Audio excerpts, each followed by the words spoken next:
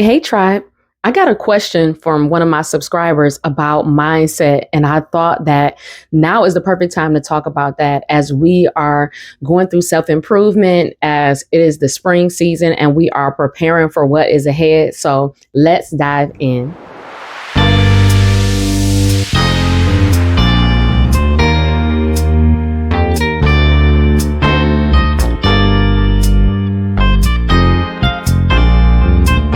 So let's dive in. The first part of the question was, can you share with us how to set our mindset for progressive improvement? You give us strategies, but the implementation process takes time and sometimes more time than we expect. How should we set our minds and hearts for that to be just fine and stay motivated to fully see the transition from lack of self-care to what we had in mind for self-care? Now, she was asking specifically about self care, but I think this is a great question, all about mindset and how we plan our goals and how we move forward in the things that we say that we want and the things that we know that would give improvement to our lives.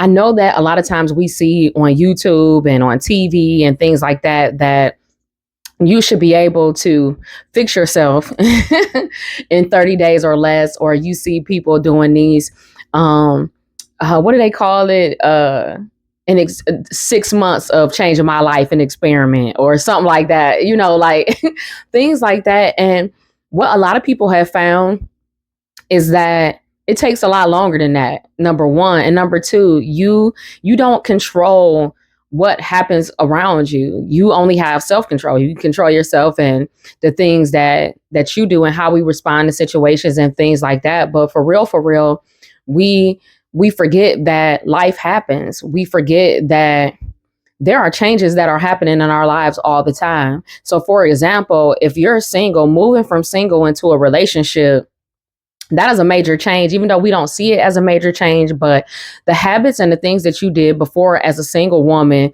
it cannot be the same thing that you do when you get into a relationship, because now you have to put someone else before you, and you have to be intentional about how you go about that relationship if you want the relationship to grow. So the same thing applies when you are dealing with your mindset. First and foremost, always think about your goals, and even with self care, what is it that you have in mind? What are the things that you would like to add? But start with the one thing. And I think that that is the issue, because we are in a microwave society where we feel like we should just be able to do things quick, fast, in a hurry and stuff like that. But for real, when you want lasting change takes time.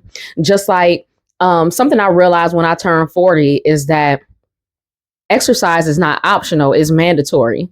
So you don't get to spend months without exercising and things like that, that it has to be a lifestyle. And a lot of things that we deem for a time period is actually part of a lifestyle that we need to have in order to live the life that we say that we want. So to focus your mindset, the first thing you need to do is journal. Journal, what is it that you want? Ideally, what is it that your life would look like? Or ideally, what would that self-care look like?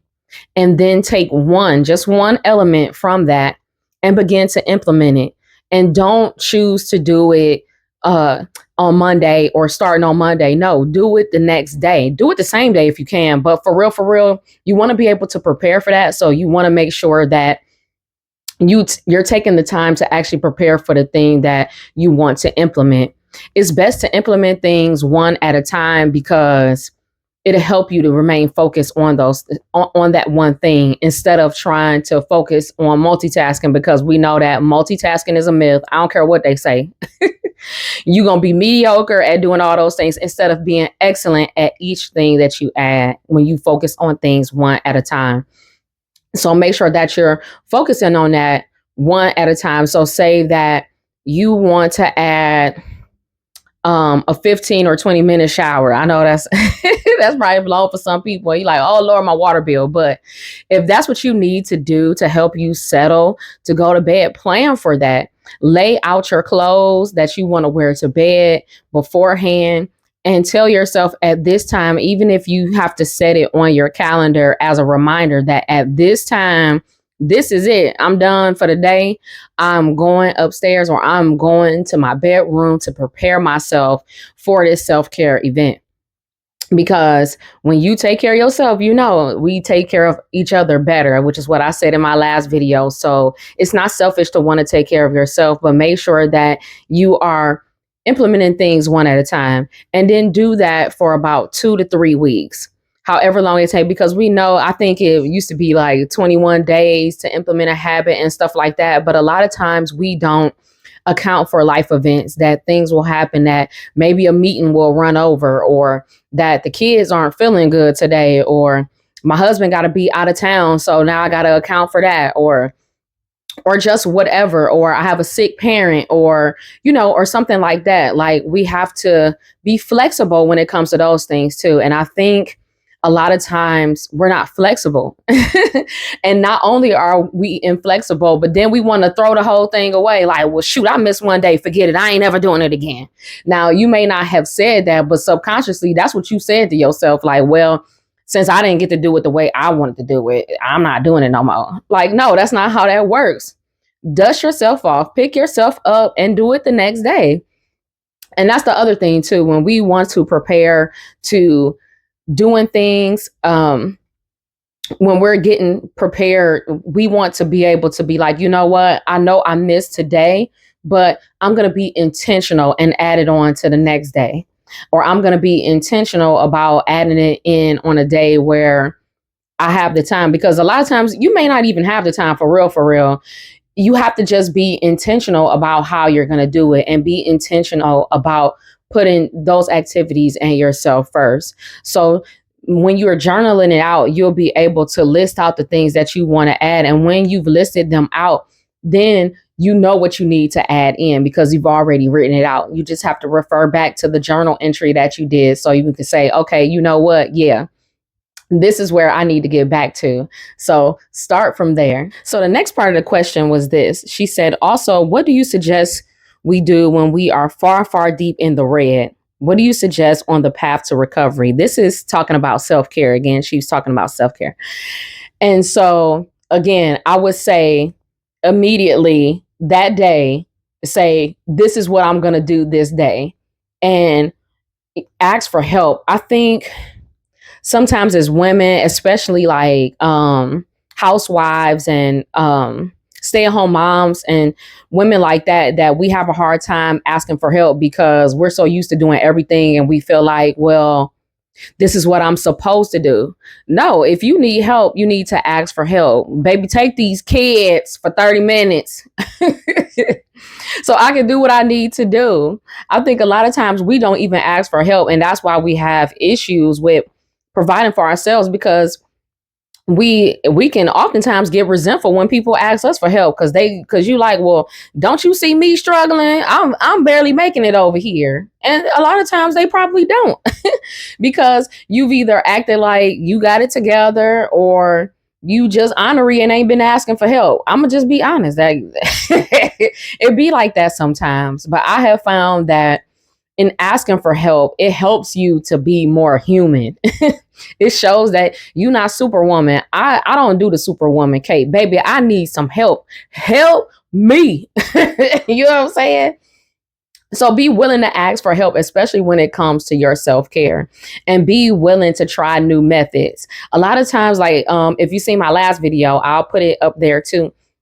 But in my last video, I said that my self-care takes probably like an hour to 2 hours, but I can do that because our children are grown, and currently they don't live with us, but it's me and my husband. So, and my husband has his own evening routine as well. So I have an opportunity to do that. But when I don't have the opportunity to do that, because I have evening meetings, I have Bible study, I have things going on in the evening. When I don't have the time to do that, I just shorten it up. I have a shortened routine where I know this is the bare minimum that I can do that will make me feel good, so that I can sleep well, so that my sleep hygiene is well. And then the next day I'm prepared, and then I can move in the way that I wanted to move from the get-go. You know what I'm saying? So don't be so committed to it having to be done this way all the time, all or nothing. type of behavior. That's not true, especially when it comes to self-care, because different seasons calls for different things. You may be in a season like me where you're really focused on improving the health of your skin. So that doesn't just include, facials and things like that. That also includes making sure I'm drinking all the water that I'm supposed to, that I'm eating better, and that I'm feeling good about myself. And also noting how you feel. I think a lot of times we miss how we feel because we're not journaling, or we're not even considering and asking ourselves throughout the day, how am I feeling right now? Ask yourself, how are you feeling? Even if you have to put it on your calendar to say, ask myself, how am I doing right now? And put it on your lunchtime, like, okay, I'm having a good day so far. I'm doing pretty good. And assessing where it is that you are, because a lot of times we don't assess well. We feel like if I didn't check off everything on my list, then it just was not a good day. And if you were able to check off at least one thing, baby, you did that thing. You hear me? I'm not saying go reward yourself and sit down and don't do nothing else. But what I'm saying is that a lot of times it's an all or nothing mentality, where we feel like, well, I didn't press through that, so I must didn't do well. Stop beating yourself up like that. Like, that is rude. Would you talk to somebody else like that? Don't mistreat yourself like that. Be open to, I did the best that I could today. Did you give God your best today? Did you give your all today? Then your best is enough. Like, stop. That's the best way I can put it. Like, please stop with that. Like, all of that is not necessary. Be kind to yourself. Just as you would be kind to others, be kind to yourself. I'm done fussing. I'm sorry. But I'm saying it because I love you. But yeah, I think that's all I wanted to say about that. And if you all have any more questions, yes, please let me know what questions that you have. I would love to answer your questions. And again, be kind to yourself, just as you are kind to others. Know that things take time, that you have to set the pace for yourself. I think a lot of times we try to go at everyone else's pace, knowing full well that we don't live the same lives that everybody else do. And a lot of times, some of those people who you think living their best life, honey, they are so miserable. Now me, honey, I'm living my best life. I ain't miserable. I feel good. And I practice what I preach, okay? Like, I have to, especially in the type of work that I do. I have to practice what I preach. And I want you to practice it as well. Practice what you preach, and make sure that you are putting yourself first. When you love yourself, you will love others. And it's not in a selfish way. It's not in a, I'm going to just push you to the side type of way. No, we do these things so that we can show up better and fully for those that we love, and some people that we don't love either. Especially when we showing up for work. We want to show up being and doing our best ethically, because that's how we should be. I don't care what's going on around you. You show up being your best self, and realize that sometimes your best is when you tired. If you tired, that's okay. That's okay. That's why you need to get your rest. So I hope that these tips were helpful. What questions do you have for me? Drop them in the comment section. I would love to answer your questions in the video, because there's no simple or no question that you shouldn't ask, because for real, somebody else is probably thinking it too. So if you need help with something, drop it in the comments or send it to me privately if you need to. My email is in all of my videos, so you can be able to contact me via email if you like. And if you are new here, welcome. I am Coach Jaza. I probably should have said this in the beginning, but I am a personal development coach as well as a leadership development consultant. So I work with small businesses as well as individuals to just help us get our lives together. So welcome. If you are new here, please consider subscribing to the channel. We have so much fun over here, and we learn to grow at our own pace. And don't forget to like and share this video with others that you know who need to hear it. Let us be a blessing to others. Okay? So I love you guys to life. I hope you have an awesome day, and I will see you in the next video. Bye.